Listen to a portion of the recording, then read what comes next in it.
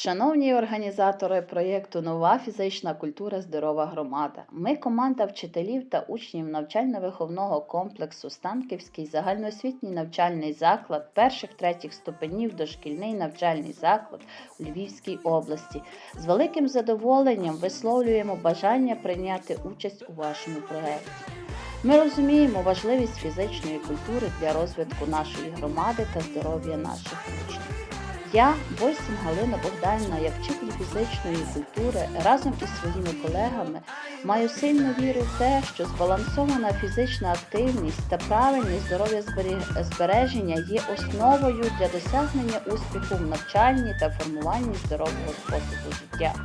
Ми прагнемо підтримати вашу ініціативу, спрямувати на створення нової фізичної культури та будування здорової громади.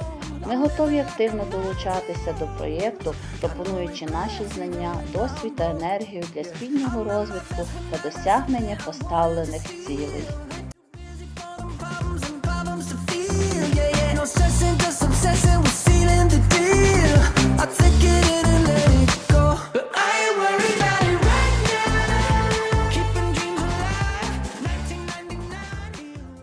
Знаєте, що є найціннішим скарбом в нашому житті? Це наше здоров'я.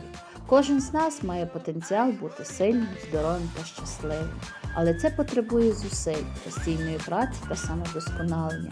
Фізична активність не тільки робить нас сильнішими, але й покращує наше фізичне та психічне самопочуття. Вона дає нам енергію, зростову мотивацію та відчуття досягнень. Фізична культура об'єднує нас, вона створює спільні цілі, спонукає до командної роботи та підтримки одне одного. Відчуваючи підтримку оточуючих, ми знаходимо сили в собі та можемо подолати будь-які перешкоди.